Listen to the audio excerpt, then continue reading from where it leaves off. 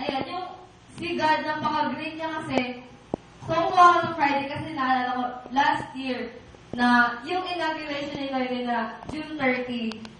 So, alala ko na, oh my God, malapit na ako mag 1 year. 1 year ako nung this coming July 18. Oh, sabi ko, my God, hindi ko inisip na makakaabot ako ng 1 year dito.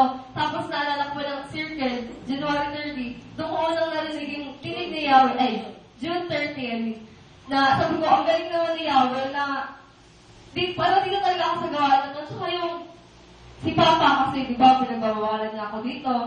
Nilagay ko nga yung pangalan niya sa altar. Pinakantata nila. Tinagawa din. Tinabigay para di makita yun. Na palagi kong pinag-pray yun. Ayun, hindi niya ako sinasabihan na, kasi di ba, sabi ko na may pakawa ng Sunday, pero kaya ako pupunta na, kasi kailangan ko gawa ng paraan para makapunta ako dito. Lahat ginagawa ng paraan na, pati si Mama, ayun, ako katsapa ko natin si Mama, sabi na naman, ang galing mo naman. Tapos si Mama basta sabi ko, sabi ko, magpapaano ako, ganyan. Tapos, yung hapon, sabi kaya pala, wala kaming prop na pangalawang beses kasi magkakalagot ako. Tapos, ayaw ko kuminom ng gamot. Nararamdaman ko na si Yahweh kausap siya, sabi ko, Yahweh, ano ba yan, ang ganito, Sunday bukas. Ayaw ko kuminom ng gamot. Pero yung, kasi nararamdaman ko na nawawala sa sinabi ko, tinatawag, Yahweh, ano ba yan, natutanggalin mo, buwan ako sa kanya na. Nararamdaman ko na nawawala na, tinulog ko lang after ko mag-pray. Tapos, kinising ako nila mama na para kumain. Pinainom nila akong gamot, pero sabi ko na ako, inadong ko rin kahit isang beses. Tapos, pagkagising ko kanina, wala na siya. Sabi ko, ay, Yahweh talaga. Ganoon ako kasi, alam yung, makikita mo talaga na kasama natin si Yahweh sa araw-araw. Lalo na yung mga nagmamahal sa kanya, kasama na at sinasamahan ni Yahweh sa araw-araw. Praise the Lord, Amen! Amen. Tapos, yung classmate ko, lagi kasi nangyayari sa akin kasi, alam niyo yung mga taong sinusugatan nila yung sarili nila? Sabi ko, hindi mo pa alam na ang iyong katawan ay banal ng templo ng banal na espiritu. At sabi, ano ba yan? 5 beses mo nang inuulit sa akin yan. Sabi ko, syempre, katawan ng Diyos yan. Diba, templo yan kasi sirain mo. Nag-assign ako sa kanya, sabi niya, ikaw talaga, alam ko yan, di church ka. Ganyan. Tapos, yung exam namin, nag-review ako, pero nag-pray ako na sabi ko, Yahweh, baka naman mahirap. Tapos, ang galing, kasi essay test lang siya. Tapos yung isa pa na, nag-miss kami na sabi ko, Yahweh, hindi ako nakapag-review. Tapos, kasi sabi nila, may quiz, pati yung prof namin sabi, may quiz tayo next week. Tapos sabi ko, Yahweh, nakalimutan ako mag-review. Tapos sabi na, okay class, next week ang exam natin. Oh, di ba? Ang galing talaga. So sabi ko, Yahweh, ang takas ko talaga sa'yo sobra. Praise the Lord, Amen. Lord, Amen. Alam ko nga, dito siya palagi sa tabi ko. At saka, dito siya sa puso natin lahat. At saka, hindi ako papayag na kahit sino, bigyan ako sa pagpunta ko dito. Praise the Lord, Amen. Praise the Lord, Amen. Share ko naman great na sa akin sa school.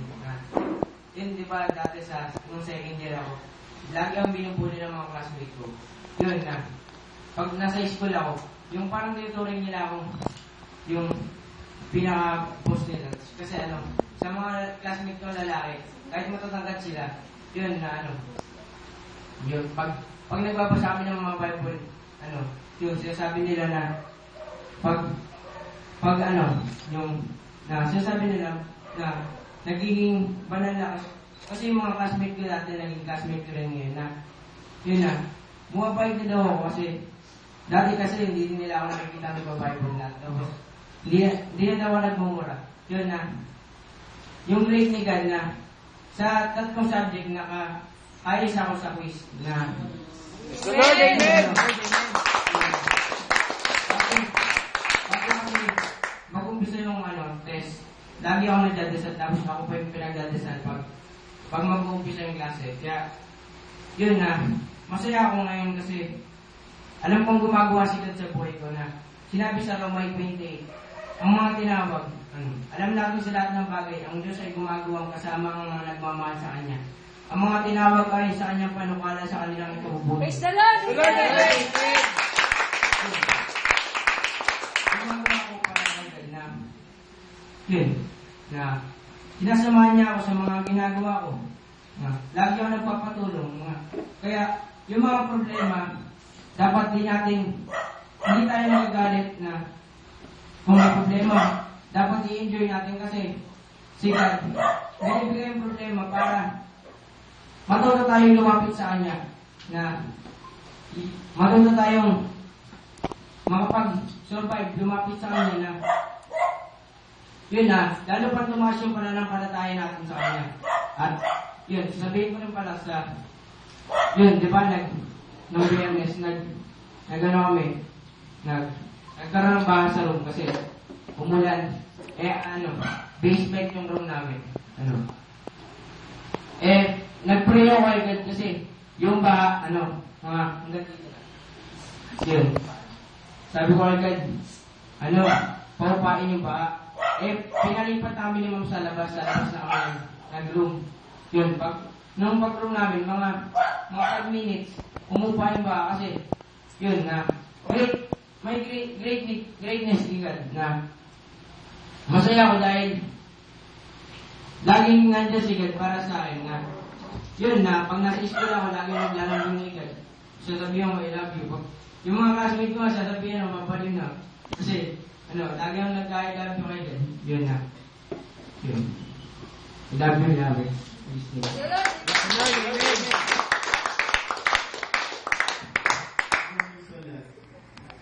Sa akin naman share ko muna katulad din sa iba, yung sa exam.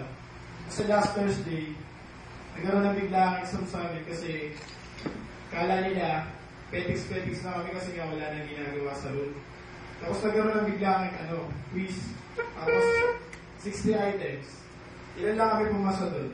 Apat yata kami pumasa. Pero pinaulit kami lahat kasi ayaw niya daw na ganyung grade na lahat bagsak, ilan lang kami pumasa. Yung nakuha nata ng 40 lang, tapos sila, the rest, bagsak na. Tapos, pinaulit kami. And then, pagkaulit namin, marami na bumasa halos lahat, pero ako pinirapit ko talaga yung exam. Tapos, kinabukasan, exam na naman, gano'n na naman yung nangyari. Perfect ulit.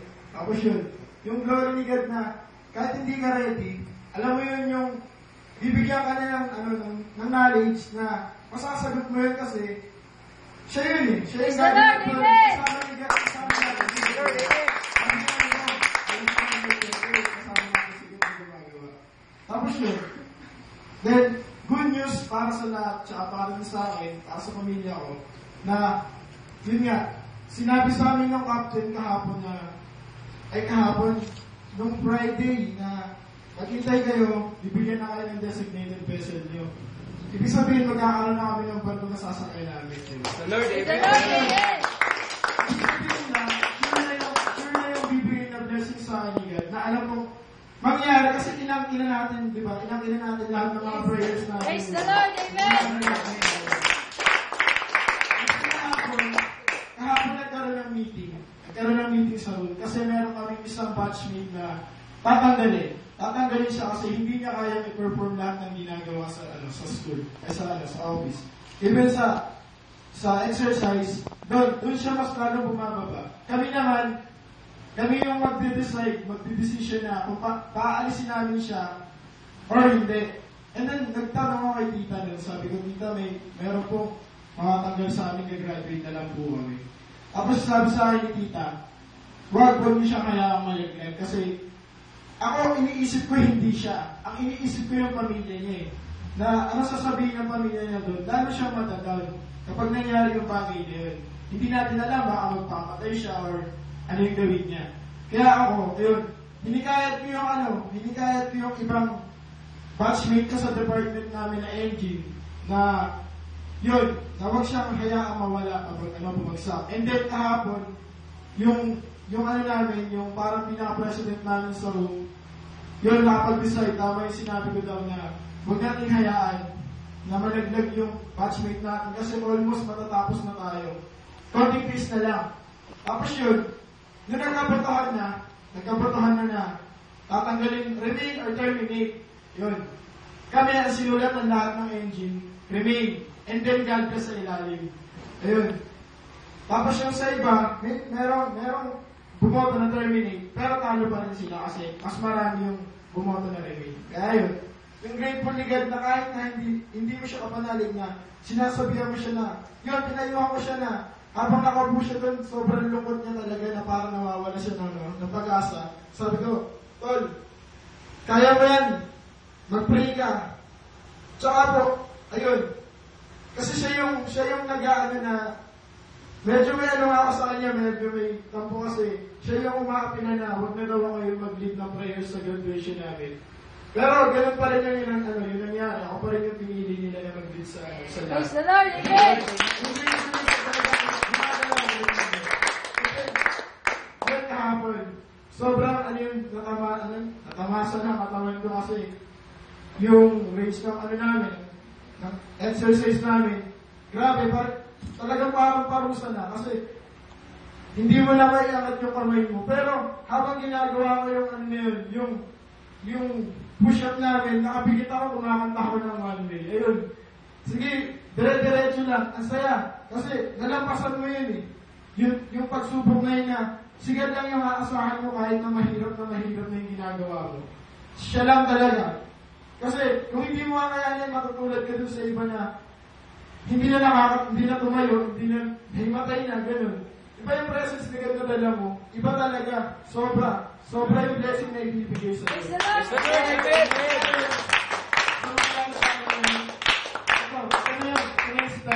Hintay na lang, konting grace na lang. Kasi si God yung gagawa para sa atin lahat. Thank you. Lord, amen!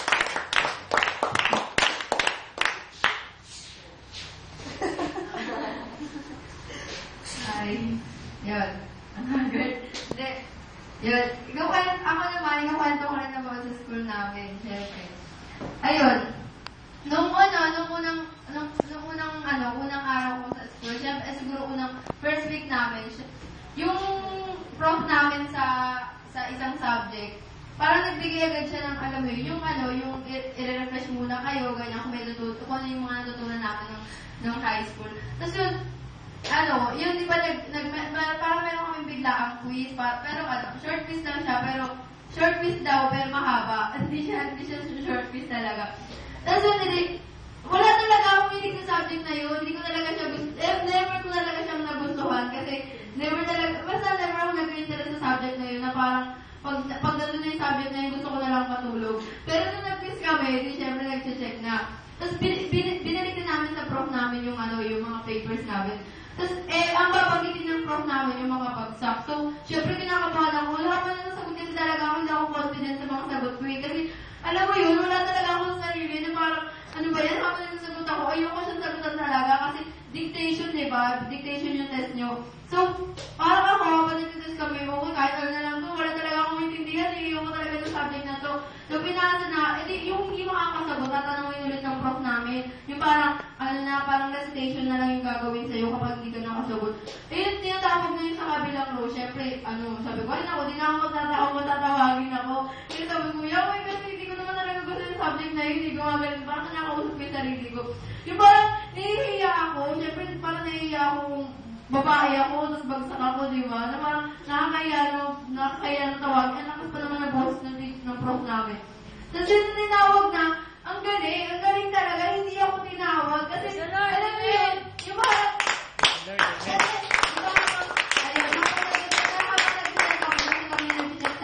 sa papers ng mga classmates namin. Habang nandiyan kami, syempre, alam mo yung mga sinagot ko doon sa papel ko. Habang nandiyan kami, feeling ko dami kong mali. Alam mo yung parang, siguro, tatlo lang tama ako siguro. Pero yung tatlo na yun, hindi ko pa sure yun na nilagay ko. Siguro, nag-check out sa Google, talaga, alam mo, ang hinihingi ko mga nasa likod ako nakaupo. Yung mga classmates ko na tumitingin sa akin. Kasi ako nandiyan kami, ganun ako ganun ako na ganun. Sabi ko, mali na naman ako. Tapos nung nag-check kami, galing talaga, hindi ako tinawag kasi hindi ako bagsak. Tapos yun, sabi ng classmate, nung katabi ko, sabi niya, kala ko pa bagsak ka, kala ko pa wala kang tama. Sabi ko, hindi ko rin alam, nagulat din ako, sabi ko, wala rin ako nalalaman, basta alam ko, wala akong nasagot. Tapos yun, ang galing talaga, hindi ako tinawag ng prof namin kasi, siguro, ayun talaga, ang galing talaga,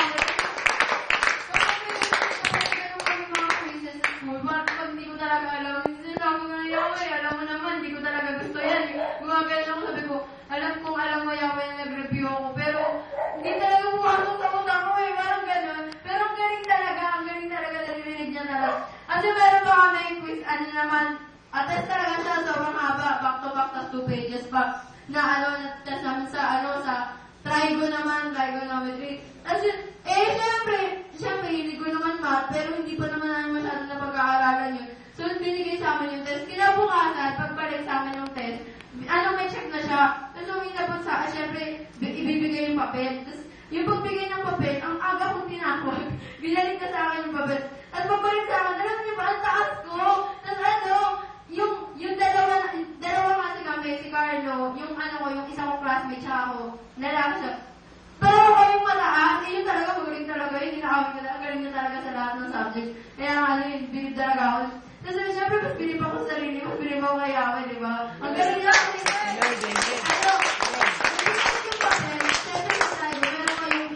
meron yung problem solving na i-drawing nyo kung paano yun, di ba, may mga line na ganyan. So, ang ginawa ko dun sa likod kasi, problem solving na siya, drawing, wala man ako kahilig-hilig dyan. Ang ginawa ko, pinabasa ko yung, alam niyo, ang galing talaga, siyempre, pinabasa ko yung problem solving. Ang pinabasa ko siya, yung kamay ko, kusa ko, yung pinabasa ko dun, yun yung dinadrawing ko dun sa papel. Kasi ang gagawin ko dapat, sa scratch ko na lang lalagay, hindi ko naman alam na dun mismo sa test paper lalagay yung drawing mo. Tapos ginagano ko lang siya, sabi ko, alam mo yung drawing ko ng tao, tapos meron siyang puno na nakalain lang yung guhit ng ganyan. Nag-drawing na ako na gano'n, pinasa na, sabi ko, ano kaya ito? Parang scratch na yung ginawa ko. Pinasa na, pagbalik ng papel, alam niyo may 5 points yung drawing na yun. Ang galing! Alam niyo yun, inisip ko yun na, yung kapag-drawing ako doon, parang wala lang. Tapos nakita ko yung papel ng classmate ko, wala siyang drawing, parang naisip ko na, ito mo lang kwentang drawing. Wala talaga siya. Alam niyo yung mga drawing ng bata. Nagka 5 points pa. Parang grabe na sa 5 points. Ang taas talaga ng score mo. Parang, ano ba yun? Parang, okay pala yun. Okay pala yung mga ganun discard. Kahit alam mo scratch lang yun. Doon pa na lang mag-scratch sa papel na yun. Kasi makikita ng prof mo na i-check niya rin. Ang galing talaga. Tapos yun, meron pa sa drawing lab na namin. Siyempre, engineering. Puro talaga drawing. Tapos yun, drawing math. Drawing naman namin, ayoko talaga ng drawing. Basta parang hindi ako nayayaan ng sa pag-drawing. Pero, nagda-drawing kami sa lab namin. Tapos yun, edi syempre, yung mga lining niya, 2.5 mm, gano'ng kaliliit yung spacing nun. Tapos drawing paper ko, ang laki-laki, di ba? Tapos yun, syempre nagda-drawing kami. Alam mo yun, 3 hours kasi yun sa drawing lab namin. Wala pang 3 hours, tapos na ako. Ang galing talaga. Parang, una-una, yun na naman, dalawa na naman kami una, kasi yun talaga, magaling talaga. Kasi ano siya, parang nag-shift lang siya sa ibang school, pero mabata pa rin naman siya talaga, hindi lang siguro. Tapos yun dalawa na naman kami na una natapos, tapos nagulat na naman yung mga classmate ko, na ako na naman, kami na naman yung una natapos. Tapos kinabukas, siguro sumunod na webes na naman, syempre drawing lab na naman namin. Ang ginawa, pinalig ng prof namin yung drawing paper namin kasi may check na. Ang gagawin naman namin, di ba ate yung drawing paper na yun, parang natin namin ng lapis. Dito yung muna namin ginawa, tapos dadagdagan namin dito. Syempre nung pinalig na sa amin, sabi ko, gusto ko ulitin lahat. Kasi, di ba dapat ang gagawin mo rin yung kabilang side na lang. Sabi ko, parang gusto ko ulitin lahat. Kasi, may mali talaga dun sa una kong ginawa, aminado ko, pero hindi ko inaamin sa mga classmates ko. Sabi, kasi ang ginawa ko nun, nung bago yung webes na yun, nung nakaraang webes, ginawa ko, pinakita ko sa mga classmates ko, sabi ko, tingnan nyo nga kung alin yung mali. Gumagano ko sa kanila, wala prof namin. Alam niyo, wala sila sabi sa iyo, wala naman, ang galing mo nga, gumagano sila. Sabi ko, wala pala, sige, pabasa ko na lang. Hindi magpasa ko. Hindi mo check. Pagpalit pa check, ang galing ka, hindi napansin ng prof namin. So, nung pinalik na yung papel, sabi ko, hindi niyo napansin yung mali. Tapos, kasi sabi, sige, gagawin niyo na lang yung kabilang side. Nung gagawin na yung kabilang side, sabi ko, ulitin ko na yung lahat. Gumana ako, sabi ng classmate ko, bakit pa kasi wala namang mali? Sabi ko, hindi niyo ba napapansin? Nung webes na yun, hinawin ko na sa kanila. Sabi ko, hindi yung mali, ako lang siya na isang line ng lettering. Sabi ko, hindi niya na talaga napansin. Ang galing talaga. Sabi ko, siguro kung napansin nila, dati para nag-ulit na ako. Kasi makikita rin yung prof namin. So, pati yung prof namin hindi napansin, na ginawa ko. So, nung webes na yun, hinulit ko siya lahat. Hinulit ko yung pizza, yung dito sa side, pati dito, dinagdagan ko na rin. Kasi, siyempre, bawat isang part ng drawing namin, 3 hours kung matatapos yun. Siyempre silang ginawa nila, dinagdagan na lang nila, di ba yung sabi ng stage. Ako inulit ko talaga siya lahat. So, ako na naman yung ulit na takot. Alam mo yun, silang ginawa nila, dinagdagan na lang nila. Alam mo yun, talaga yung magkakaroon na. Sabi ko, paano nangyari yun? Kasi yung kabilang part na yun, matatapos mo talaga yung 3 hours. So, kung pagdadagdagan mo ng kabilang part, para 6 hours mo matatapos yun. Eh, kanila yung kabilang part na lang yung tinapos nila. Yung sila, nauna pa ako matapos yung tipong 6 hours kong gagawin yung dalawa na yun. Nakuha siguro wala pa 3 hours. Tapos, ang bilis ng kamay ko, ang galing talaga yung tipong, hindi ako mahilig sa pagdodrawing, pero binigay na sa akin ni Yao yung kagalingan ko sa pagdodrawing na.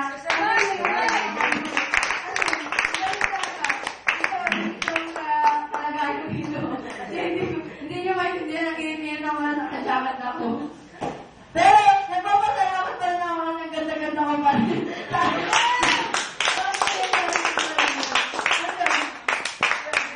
Ang ganda ka. Yan, ang ganda ng tanongin, yung bakit. Ayun.